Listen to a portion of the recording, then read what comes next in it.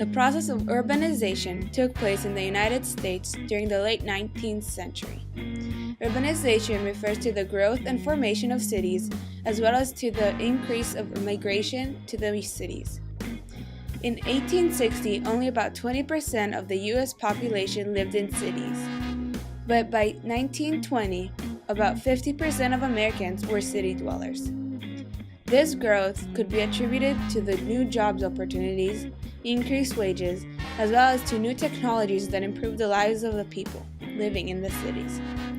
By 1890, New York City was the second largest city in the world.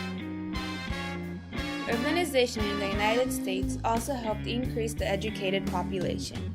In 1870, about 20% of the population was illiterate, but by 1900, less than 11% of the population was illiterate. This can be attributed to the increase of free public education. By 1900, about 6,000 public schools were built in the cities, all providing free textbooks and better facilities. With the increase in wages, the parents could allow their children to go to school instead of starting work at a young age. The city also had many problems, including lack of sanitation, overpopulation, and pollution. These problems caused the health of the society to decline and made disease outbreaks very common. The increase of crime and drunkenness, as well as loss of the family unit, put a strain on the culture of the American city. Technological advancements in the mass transit, including trains, cars, trolleys, subways, and more, made it possible for the middle and upper class members to live further away from the center of the city, as well as increasing the size of the city. The production of steel and the invention of the electric elevator caused the architecture of the cities to change. The use of steel enabled architects, such as Louis Sullivan, to build taller and larger buildings that could hold more people and businesses.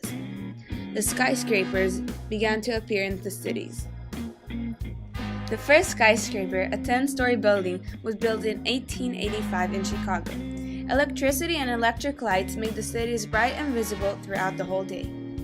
With increased buying power, people began to go out and enjoy the cities in which they lived in. Popular entertainment of the late 19th century included art museums, such as the Corcoran Gallery of Art in Washington, D.C., the nation's first major art museum, and the Metropolitan Museum of Art in New York City, the second major art museum. Plays and symphony orchestras also became a popular entertainment, and with the creation of the department stores, shopping became a popular entertainment for women.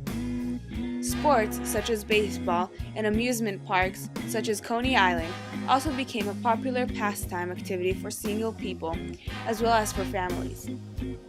The upper class, living in the suburbs, enjoyed country clubs, gentlemen clubs, and many social activities and gatherings.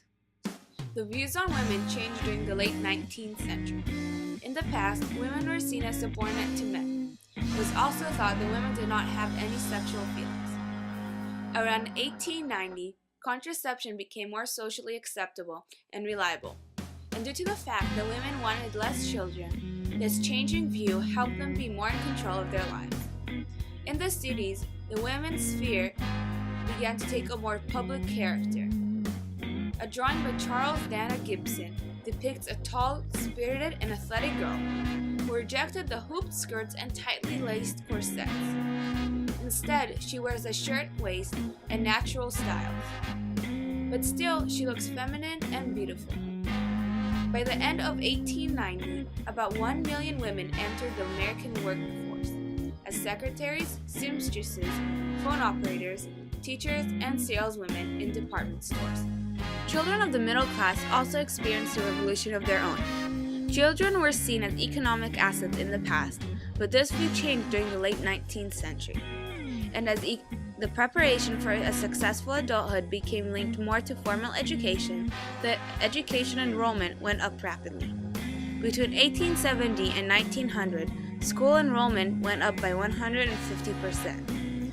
With the new views, the years between childhood and adulthood increased. A new stage of life evolved, now called adolescence. The late 19th century was an age of progress and growth.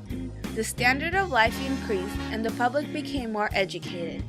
And as more people moved to the cities, Jefferson's dream of an agrarian America slowly died out, and Henry Clay's dream of an industrial nation began to spread.